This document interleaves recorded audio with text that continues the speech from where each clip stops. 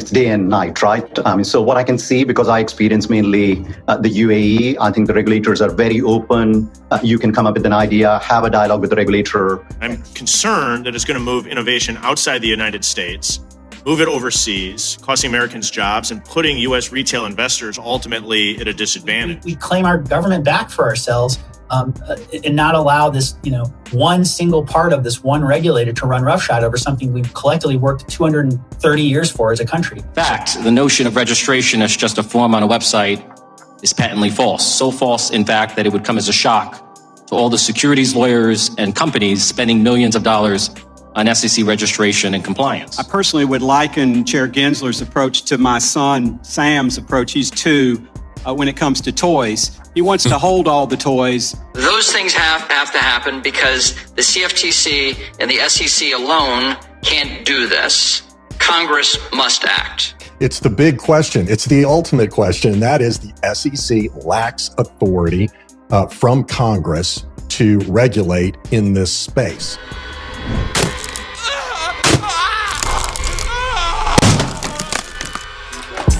Enjoy the ride, pal. If you got some bags, welcome to the party. Welcome back to some more Noon o'clock news. No breakfast, no coffee, just straight extra. Foolishness. Shout out to the latest Big 3 food ventures in the building. Appreciate you stopping by. XRP. Stuffing some bags, go ahead. Throw on those moon suits. Throw on those pilot shades. Buckle up, because the future's extra. Bullish. Let's go full speed, full throttle into the cryptoverse. We got the total global cryptocurrency market cap today at 1.18 trillion, down about 0.6%. In the past 24 hours, we got XRP here in that number 6 spot, right around 42 cents. XLM Stellar right around 0.088267. We got BTC right around 27,372. We got ETH right around 18 hundo. Flare Networks right around 3 cents. We got Songbird 0.0082246. Taking a look at the altcoin season index, we are in a full-blown Bitcoin season at a 4 here. Need to be above a 75 to blast through another altcoin season. John D in eyes open. Bitcoin drops 5%. 30 minutes. We got CoinDesk here. Ripple plans to expand into Dubai. Navin blockchain compares the U.S. regulatory environment to the UAE, saying it's night and day. How would you characterize the crypto regulatory environment in the Middle East if you had to compare it to what we're seeing in the US right now? I think it's just light. It's day and night, right? So what I can see, because I experience mainly the UAE, I think the regulators are very open.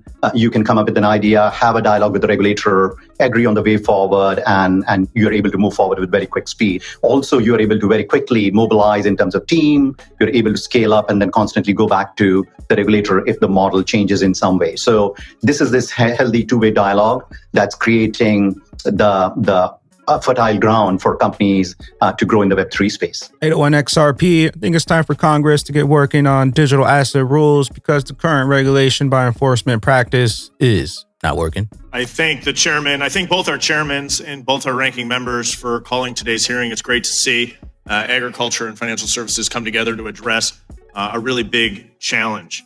Why? Because I think it's time for Congress to get to work on digital asset rules, because the current regulation by enforcement practice is not working. Last month, the Financial Services Committee, we asked the SEC Commissioner, Chairman Gensler, for his view on the future of digital assets regulations.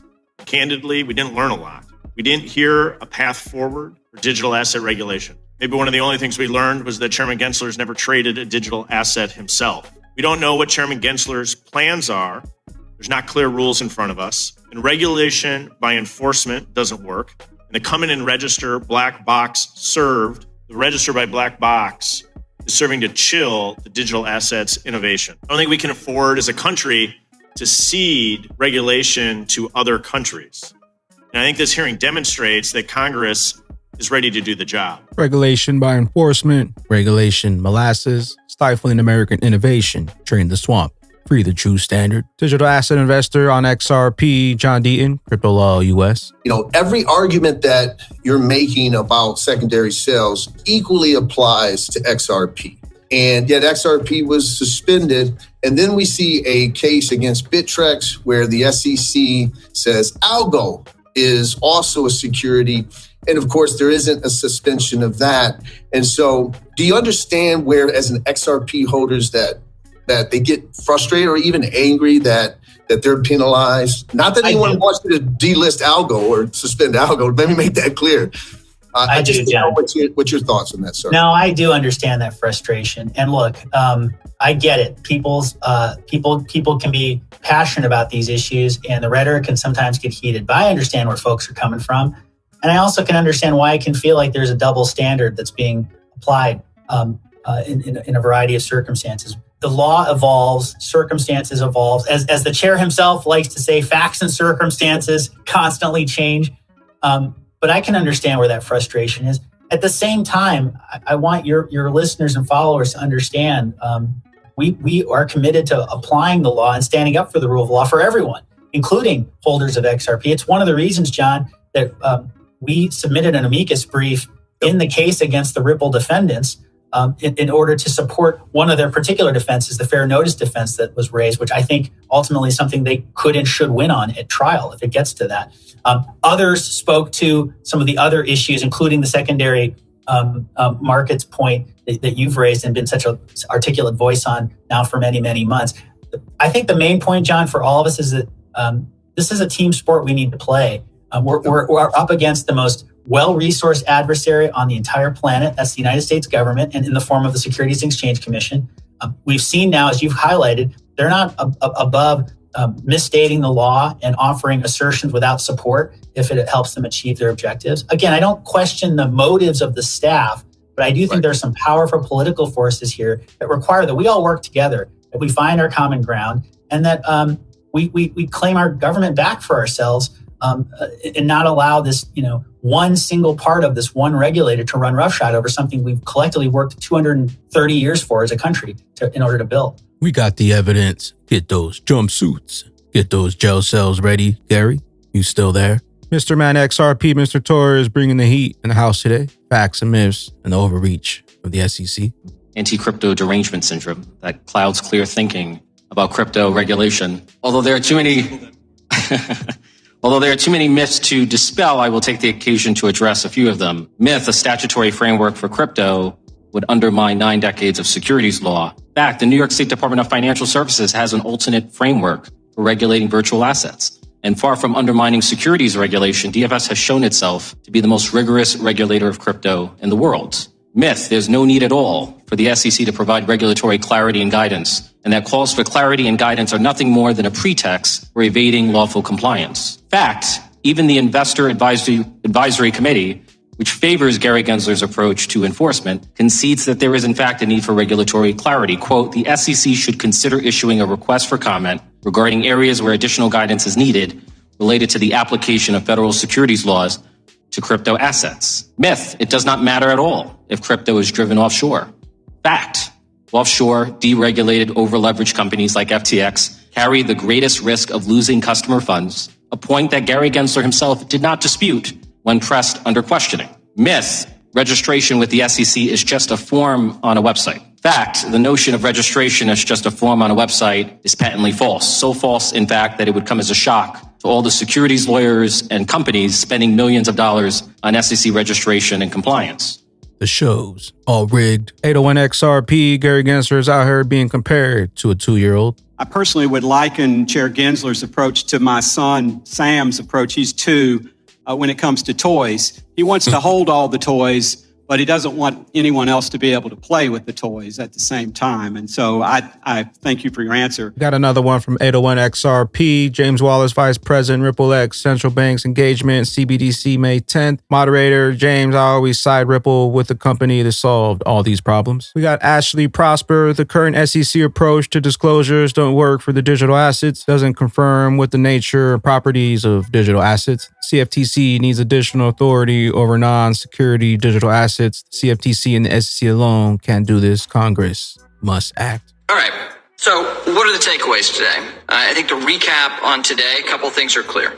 The current Securities Exchange Commission approach to disclosures don't work for digital assets. It doesn't conform with the nature and properties of digital assets. The CFTC needs additional authority over non-security digital assets. The Securities Exchange Commission needs to modify its rules for broker-dealers and securities exchanges. Those things have to happen because the CFTC and the SEC alone can't do this. Congress must act. And it's imperative that we do act. And this committee will act. I want to thank Chairman Hill for his leadership and the bipartisan cooperation we've had from many on these subcommittees and these committees of jurisdiction. And with that, Mr. Chairman, I yield back. Digital perspectives. Caught a lot of hell for this one. Sometimes the right path isn't always the shortest one, but it's the one we're taking. My take on Ripple versus SEC. If the Ripple case gets to the Supreme Court of the United States, I believe it is highly likely that Ripple wins and the SEC loses. It's dicey to predict what one particular federal judge will or will not do with massive contrasting motions for summary judgment. But as Ripple, and I hate to say it, this is going to take more time. As Ripple goes to the Second Circuit Court of Appeals and then to the United States Supreme Court, I like their chances a lot. What would you say is the number one thing they bring in terms of their defense to the Supreme Court that you feel, hey, this is a good probability they could win this?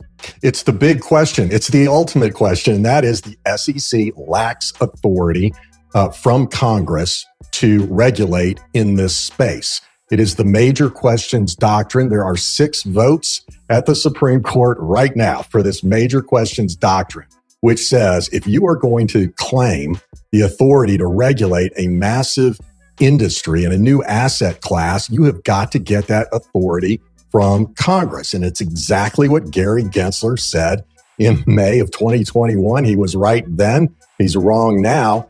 But there's 6 votes for that. I think this is a perfect case of a major question that can only be settled by Congress. Load up while you still have some time.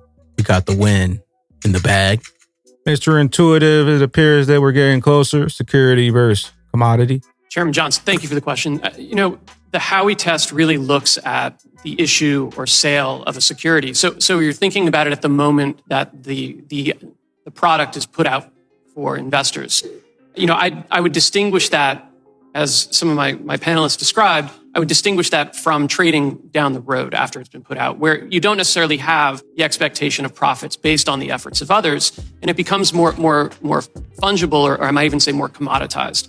And then the trading in that market, in the secondary market, it looks a lot more like a commodity as defined by Congress. CoinDesk trading volume on Binance dropped almost 50% in April to $287 billion, the second lowest level since 2021. Reports monthly top tier spot volumes. Got Precision Trader, critical moment on BTC. Looks like it held nicely on the support, which was for wave 253, and seems like it's trying to confirm the previous wave 4. We are now above that important 28.1K level, which needs to hold from here on out. We're not in the clear yet until the break above resistance at 29.2K, which will most likely confirm wave 353, which is still in the line with our target at 32.3K. You can still see the RSI pushing up to resistance, so this could need some volume to break Bitcoin. And we got cryptos. XRP held the daily support nicely and having a small bounce now. This should go up to at least 45 cents. Will depend on the rest of the market as well. We'll update XRP. And we got JD here. Last 2 bull markets took 976 days from the breakout with a wedge to all-time highs. If we measure the 976 days out from the breakout, it'll be November 2025 for a new all-time high. Relax for a few years, stop worrying about the short-term dips, and load up. And with that being said, Bagman and Bag Ladies, the Sand Wallet now supports HAVA official, often requested by our community. We are proud to announce our latest update allowing you to hold HAVA dedicated to DeFi. We got Descent Wallets. Buy a Descent Wallet, get some free HAVA tokens. Event date starting today, May 10th through May 25th, 2023. The deadline for submitting the HAVA wallet address is June 6th, 2023. Date of distribution, June 9th. Rewards, 500 HAVA for each Descent biometric wallet purchase. Biometric Wallet, the most easy and safe hardware wallet. Buy now and get 500 plus HAVA. Buy the 2X Biometric Wallet package and get 1,000 HAVA HVH event target. Customers who purchase Descent Biometric Wallet or the Biometric 2X package, including the Medicine official website and Amazon. How to participate: simply picking up your biometric 1X package or a 2X package and submit your HODL address and get 500 up to 1,000 HBH. With that being said, Bagman and Bag Ladies, it's 2023, the year the regulation by molasses jar finally breaks open and XRP finally takes back that top prize. If it is or it ain't, the longer they take, the higher we climb on that XRP wish list. We'll catch you up here at the tippy top. I am the XRP Bagman, the Moon Commander, currently up here on the mothership, stuffing some bags and enjoying the show. Appreciate you stopping by, tuning in, smashing those likes for some more Moon O'Clock news. Hope y'all continue to stay extra bullish out there. Continue holding those good vibes. Remember to sell the FUD. Buy up those bags. Don't forget to spread that liquid love. Also, if you're new here, don't forget to drop a subscribe. Drop a comment down below. All the OG diamond hands out there. Drop a comment down below. Drop an elbow on that like button. Catch you up here, top floor, on the mothership for the moon party. BYOB. Bring your own bags. Be your own bank. Bring your own billions. Peace out, crypto goes. I caught the code, packing them bags, till we explode, no turning back. Got the decode, crypto to flow, live by the code, all get exposed. Don't play no games, I put them in chains, feeling the burn. Venus gon' rain, my DNA strain. I'm not the same, move pilot my face, we moving for change. Filling my stash, we make them pay. Spiritual health, devilish wealth. They say that the bag, the root of all evil. I do it for good, so we are not equal. They wanna defeat you, in school they don't teach you. We crypto the bag, so we gon' eat you to transfer cash. Get in on my people to transfer cash. Get in on my people, we blast out the meter.